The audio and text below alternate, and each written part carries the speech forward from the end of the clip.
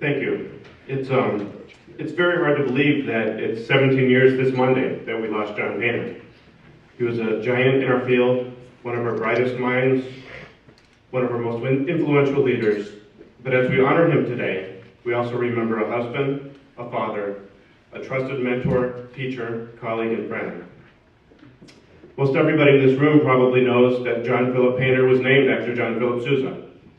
But when Mr. Paynter entered Northwestern University as a freshman in 1946, it was not for conducting or music education, but as a music theory and composition major. He met his biggest musical influence and professional influence, Glenncliff Bainham, at his freshman band audition, and talked his way into being hired to be an assistant in the band office. After receiving his bachelor's degree in 1951, Mr. Paynter began work on his master's degree, simultaneously serving as acting director of bands when Bainham was forced to take a leave of absence due to health. He was appointed to the full-time faculty as director of the marching band, assistant director of bands, and instructor of theory when he graduated in 1951. And Paynter succeeded Bainham in 1953 to become only the second director of bands in the history of Northwestern University. Paynter developed the Northwestern bands into an elite collegiate band program. But as you've heard with all the other trainees, his greatest accomplishment at Northwestern is his students. Those that have entered the profession and have dedicated their lives to recreating that Northwestern experience for their own students at universities and public schools all over the world, but also those students who found their niche in other areas that may continue to perform regularly and actively support the arts and music in their communities. I think he took delight in making his advanced conducting class and band arranging class as hard as he possibly could for his kids. As underclassmen, you'd hear these stories of him planting wrong notes in the parts just to see if you'd noticed. And these stories of seemingly impossible tasks on the midterm and finals. The legendary question, we all expected it, but we were never quite ready for it when it actually happened. He'd play a recorded excerpt, and he'd do about 8 bars or so of that recording, and then he'd say something along the lines, okay, now write out the second clarinet part. If you were lucky and he was in a good mood, he might give you the first note. But the truth is, his courses were so well thought out and so well planned that he gave you everything you needed to be successful well after that final. And despite the rigors and the knowledge that you might not make it through every class completely unscathed, you looked forward to each and every meeting. In 1956, Mr. Paynter accepted a job to direct what would eventually become the North Shore Concert Band. Their first rehearsal had 11 members, but he built it into the premier influential ensemble that it continues to be today. Under his direction, the North Shore Concert Band toured nationally and internationally. They performed at numerous conferences, including those of the NBA-VHOF, and they had nearly 25 performances and clinic sessions at the Midwest Clinic. Now, you can't talk about the best of John Paynter without talking about his wife, Marietta, and his family. Mr. Paynter was a very proud man, but never as proud as he was when speaking about his family. And Marietta, I know you didn't want any of this to be about you, but you simply shouldn't be robbed of the acknowledgement and appreciation you deserve simply because you can't be here today. None of his considerable accomplishments in music or family would have been possible without you. And I hope he shared that with you as often as he shared it with us. Were he here today, I know he would have made a point to thank you for your love, support, and sacrifice that you gave him over your 47 years of marriage. So I sure hope you'll allow us to thank you in his place.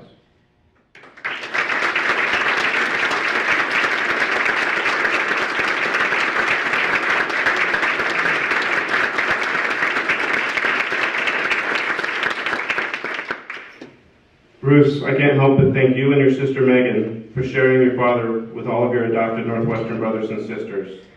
The word legacy gets thrown around a lot with your dad, but I know you know that he felt his greatest legacy was his children and his grandchildren. Your work in continuing to support your father's vision through the John P. Paynter Foundation and your personal endeavors continues to make a large impact on our profession. Thank you. John Paynter, he was intensely committed to his students. From the star performance in his top ensemble to the non-music major who just happened to like playing in the marching band. In 1954, on an away trip to Pennsylvania, the local hotel refused to allow the band's African-American member to stay in their hotel. JPD called the band to attention, ordered an about-face, and had the students begin reloading the buses. And when the hotel management started to panic, he simply said to them, "If Mike King can't stay here, none of us will." In case you're wondering, yes, the hotel did relent. He had a hugely competitive spirit, a mischievous sense of humor, and a passionate love of Northwestern University. There's a story he liked to tell that always comes to mind whenever I think of him, and I hope you'll indulge me in telling this story because I think it embodies all three of those qualities of him.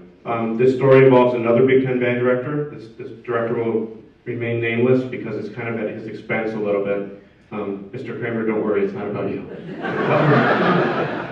But anyway, it's in the early 70s. John and Marietta were in Vienna. And this unnamed Big Ten band director just kept going on and on and on about how great the University of Michigan fight song was. It was just completely obnoxious. The Victors is the greatest fight song that was ever written. There will never be an equal to the Victor. It's recognized and beloved worldwide, and it was just obnoxious. Well, Mr. Paynter had just about enough. And a whole drive to dinner about this. The whole dinner, it was going on and on and on. And so he finally excused himself to the bathroom. And while he was there, had a napkin, jotted a few things down on that napkin, slipped it in a large Austrian note and folded it in that napkin. A few minutes later, when the polka band came back from their break, just bursting the strains of Go You Northwestern, the story is you could see the level of red, the line of red just rise in his friend's face. And he actually didn't speak another word the rest of the night. You know, I remember sitting, it was several years ago when I first started teaching in a National Band Association General Membership meeting, and I was looking at the list of Hall of Fame enshrinees. And I thought to myself, wow, I can't believe John Paynter's not in there. Someone should really do something about that. And when I had a similar thought at the beginning of last summer, it occurred to me, and it really struck me, that John Paynter never thought like that. If something needed to be done, he did it. When he saw a need for an increased presence of community bands in our nation, he mobilized his own North Shore Concert Band to create a manual on how to run community bands. He hosted 3 adult band conferences, and he traveled around the world supporting and promoting the creation of community bands. He commissioned composers when he saw a need for them to be writing for band.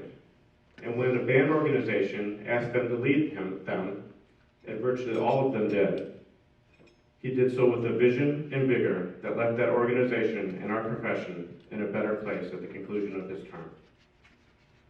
John Paynter was a remarkable leader of our field. He was co-founder of the National Band Association, served as its second president, and was named honorary life president. In addition, he served as president of the Midwest Clinic Board of Directors during some of their largest growth and expansion. He was president of the World Association for Symphonic Bands and Ensembles, president of the American Bandmasters Association, and a division president of the College Band Directors National Association. If he saw a deficiency in our profession, he addressed it and did not mince words. He wrote countless articles and new music reviews for the Instrumentalist and other journals, and he presented at conferences constantly. As a guest conductor, lecturer, and adjudicator, he visited 47 states, Canada, Mexico, Israel, Europe, Japan, and South Africa. His work touched the lives of hundreds of thousands of students, both directly and through the other directors he influenced. He received awards from such distinguished societies as Pi Kappa Lambda, Phi Eta Sigma, Tri M, Phi Beta Mu, Kappa Kappa Psi, the Illinois Music Educators Association. He received the National Band Association's prestigious OWAPA Award, and awards from the School Musician, the Instrumentalist, American Bandmasters Association, and the National Association of Music Clubs. 1987 was a particularly good year. The North Shore Concert Band was the first recipient of the Sudler Silver Scroll awarded by the John Philip Sousa Foundation. He was also selected as one of the inaugural recipients of the Northwestern University Alumni Association Excellence in Teaching Award, and he received the prestigious Medal of Honor from the Midwest Clinic to close out that year. June 13, 1992, he was awarded an honorary Doctor of Humane Letters degree from DePaul University in Chicago. As if that wasn't enough, given his composition background, and the influence that he took from Glenn Bainham, it's not surprising that he composed, arranged, and transcribed over 400 works for band and other ensembles. Most notable, of course, are his arrangements of the works of Malcolm Arnold and Johann Sebastian Bach, and his additions and modern arrangements of several marches of Carl King and C.L. Barnhouse. His spirit and passion for writing never left him.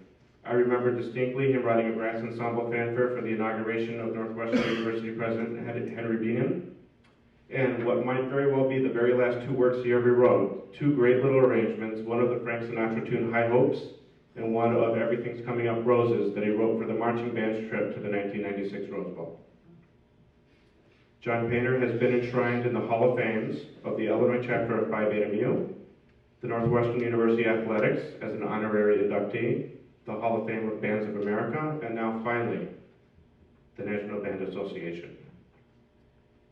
I would think that he would be just tickled to be here today. Just thrilled to be with you all, and thrilled to be joining his mentor, Glenn Bainham, in the Hall of Fame. Bainham's influence on Paynter was immeasurable, and he spoke of him often, saying, "Hardly a day goes by that I don't remember some little thing he said." Simply said, Mr. Bainham was my idol, my mentor, and my conscience. It probably goes without saying that this is the exact same sentiment Mr. Paynter's former students reflect upon when remembering him. There's that great Maya Angelou quote, "People will forget what you said, people will forget what you did, but people will never forget how you made them feel." As his students, he made you feel like you could do anything, play anything, achieve anything, become anything, not just because you believed it, because you put in the work and reflected his do what needs to be done approach. More globally, however, John P. Paynter made all of us in this wonderful profession feel that what we do here is of vital importance. It's important to our students, it's important to ourselves, and it's important for the soul and cultural fabric of our country. What we do is special. After all, if these great men and women devoted their lives and their considerable talents to the betterment of our art, it must be special. I'd like to quickly thank Larry Blocker, Mark Walker, and John Long for hosting us all this afternoon, Linda Morehouse, William Moody, and John Culverhouse for their guidance through the nomination process, Mallory Thompson, Director of Bands at Northwestern University, and the membership of the Northwestern University Marching and Band Alumni Organization, Samir Mayakar, past president, and current president Elizabeth Driscoll, who all leapt in with enthusiastic support and encouragement. And of course, to Marietta Paynter, Bruce Paynter, and Megan Anderson for allowing me this opportunity to share my appreciation and love for my idol, mentor, and conscience, John P. Paynter. Thank you.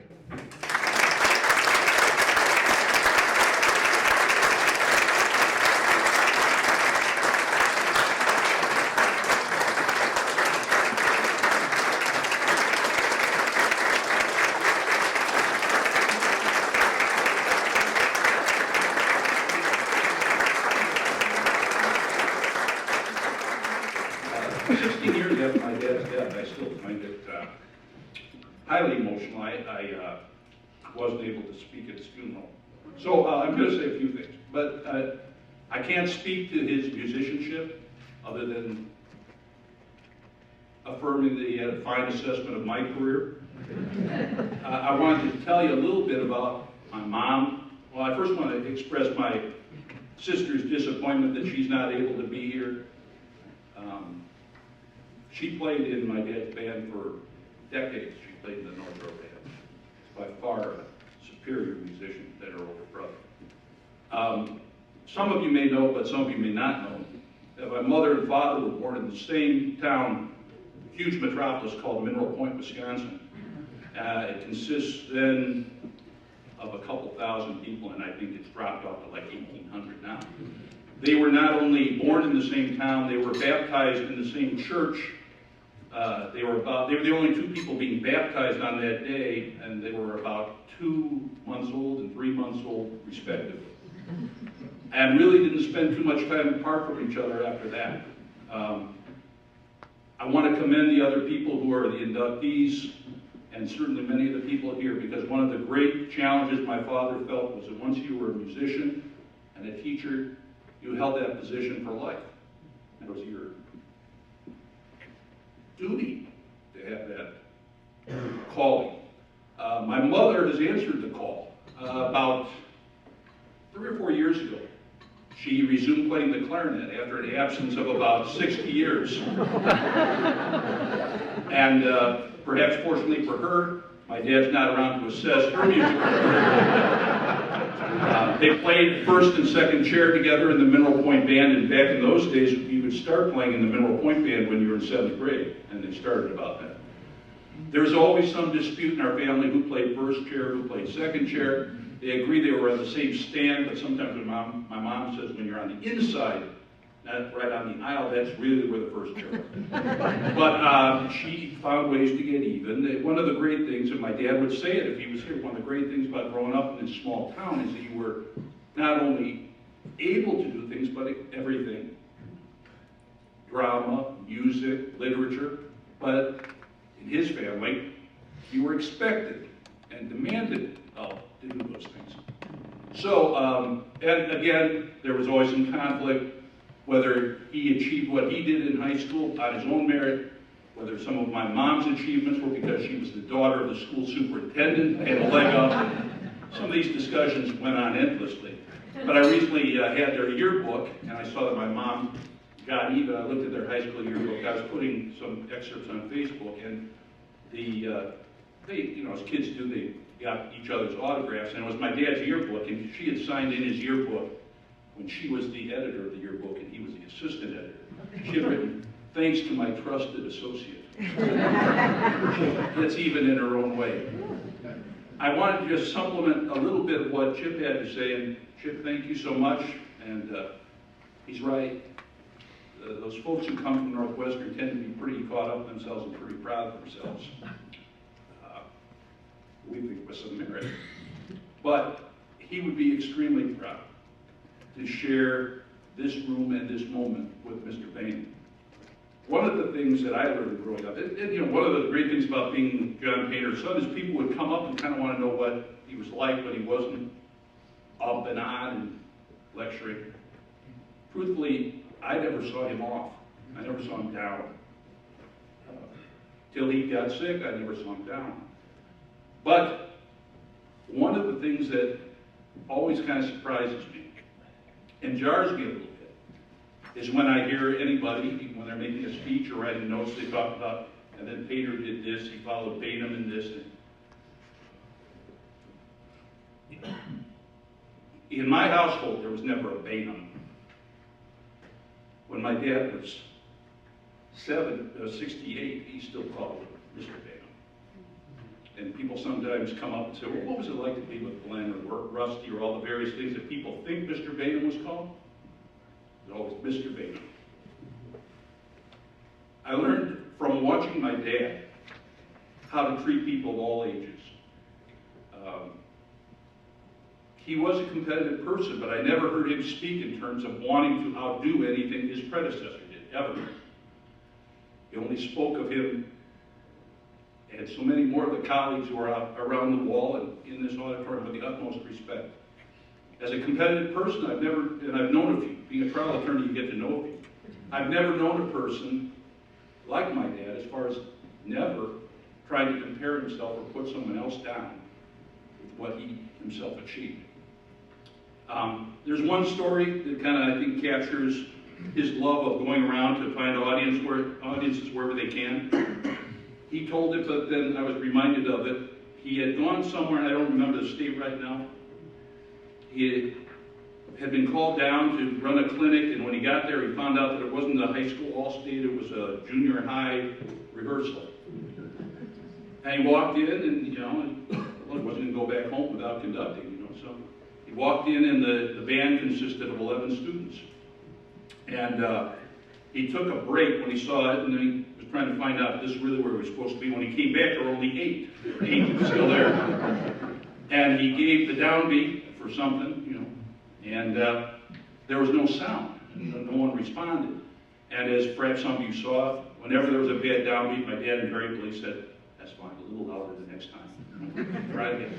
Gave the downbeat again, and they just didn't respond. He's wondering how he's going to get anything done. And some little girl in the front put up her hand and said with some courage that, Mr. Paynter, you're doing that all wrong. Don't you know how to start a piece? And he said, no, apparently I don't. What am I doing wrong? And she said, before you start a piece, you go a 1 and a 2 and a ready to go.